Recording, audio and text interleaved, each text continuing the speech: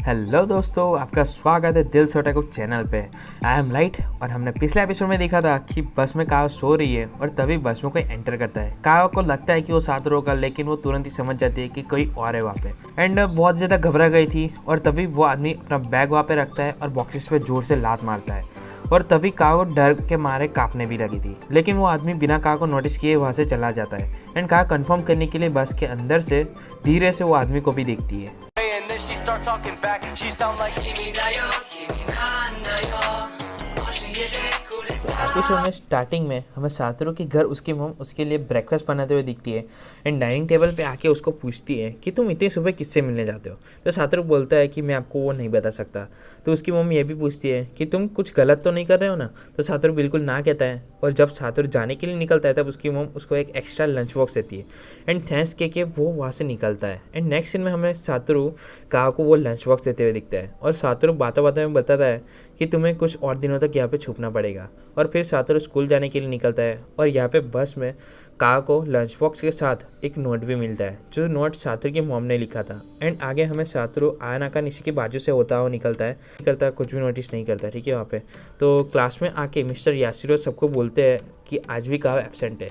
तो आगे staff room में सातोरू को ये मिस्टर याशिरो बताते हैं कि मैंने कल और आज काओ के घर कॉल किया था, लेकिन किसी ने भी आंसर नहीं किया। तो सातोरू बोलता है कि आपने सीपीएस या फिर पुलिस को कॉल क्यों नहीं किया। तो सर बताते हैं कि आज सीपीएस काओ के घर विजिट करने वाली है और वहाँ पे मैं भी मौजूद रहूँगा। और उसी दिन जब सीपीएस और मिस्टर याशिरो काओ के घर पहुँचते हैं, लेकिन वहाँ पे डोरबेल बजाने पर भी कोई भी दरवाज़ा नहीं खोलता और फिर वो लोग बैक डोर से ही घर के अंदर एंटर होते हैं। एंड वो लोग देखते हैं वहाँ पे कि लाइट्स और हीटर दोनों ही चालू है एंड खाना भी आधा खाया हुआ है, लेकिन कहीं पे भी काओ का कोट नहीं दिखता है। तो मिस्टर याशिरो ऐसा एज्यूम करते हैं कि काओ को मम साथ से जल्दी में होगी या फिर उन्होंने सीपीएस को आते हुए देख लिया होगा। एंड नेक्स्ट सीन में हमें सातोरू को दिखता है जो बस के पीछे से सीपीएस और सर की बातें सुन रहा था कि वो लोग सुबह फिर से काओ के घर विजिट करेंगे। और आगे सातोरू बस में आके सुगिता, केन्या और काओ को बताता है कि सीपीएस और मिस्टर यासिर ने काओ के घर विजिट की थी, लेकिन वहाँ पे काओ की मम नहीं थी। वो बोलता है कि सात से कल तक सब कुछ ख़त्म हो जाएगा और वो ये भी कहता है कि वो तुम्हें अपनी मॉम से अलग कर देंगे। जिस पर काओ कहते हैं कि ठीक है, मैं खुश हूँ मॉम के बिना ही। लेकिन काओ को अपनी मॉम से अलग होने का मतलब था कि सातोरू, केन्या और सभी से अलग हो जाना। तब काओ सभी से कहती है कि इट्स ओके, मुझे याद है कि हम सब ने बहुत ज़्यादा फन किया है साथ में, ऐसा कुछ बोल के काओ तभी सातोरू को अपना बर्थडे प्रेजेंट भी देती है। It feels like, I don't know. Tear up, huh? Wait, what? Hey, Satoru, can you spend the night? That's totally gutsy! और आगे काओ बताती है कि कल रात को एक आदमी भी आया था। तो केन्या को लगता है कि वो साथ सिक्योरिटी गार्ड होगा, लेकिन काओ बताती है कि उसने वहाँ पे रखे बॉक्सेस पे जोर से लात मारी और एक बैग भी वहाँ पे रखा है। तो केन्या उस बैग को खोलता है और अंदर रखी हुई चीज़ों को देखकर सातोरू शॉकी हो जाता है। उस बैग में रखा था रस्सी, rubber boot, torch, spray, mask और एक टैप। तो ये सब चीज़ें देखकर सुगिता पूछता है कि ये सब चीज़ें किस लिए। तो सातोरू समझ गया था कि ये सब चीज़ें किस लिए है और वो सोचने लगता है कि हम जिस बस में हैं अभी, वो बस ठीक इजुमी एलिमेंट्री स्कूल के पीछे ही है, जहाँ पे आयानाका निशी पड़ती है, यानी कि किलर की नेक्स्ट विक्टिम।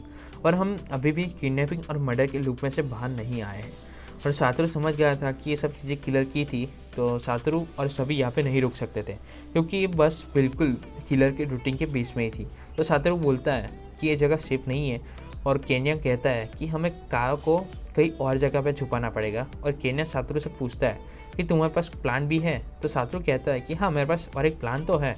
और वो सभी अपनी चीज़ें समेटना शुरू कर देते हैं और बाद में सातोरू प्लान बी के अनुसार काओ को अपने घर पे लेके आता है। और सातोरू की मॉम उन सबसे पूछती है कि ये सब क्या चल रहा है।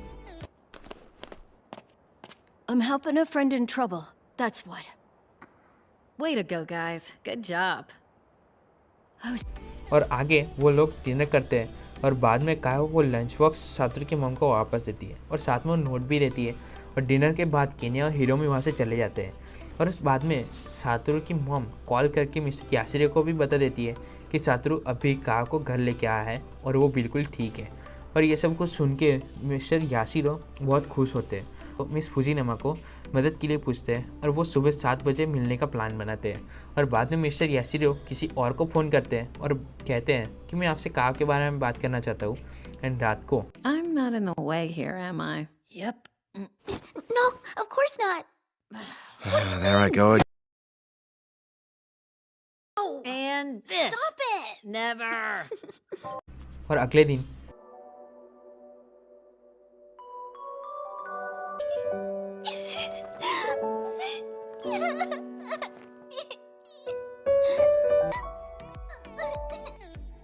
और आगे हमें काव की मॉम को देखते हैं जो गुस्से में काव की सभी चीज़ें यहाँ वहाँ फेंक रही होती है। और तभी डोरबेल बजती है और वो डोर खोलती है तो सामने काव होती है और उसकी मॉम उसको गुस्से से काव को मारने वाली होती है तभी वहाँ पे I should have known.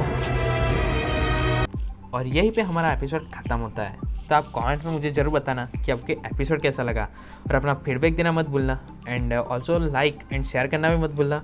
And आप लोग नए हो तो चैनल पर सब्सक्राइब करते जाना, बेल आइकन को भी प्रेस करते जाना जिससे आपको हमारी कोई भी वीडियो आए तो उसकी नोटिफिकेशन आपको मिल जाए।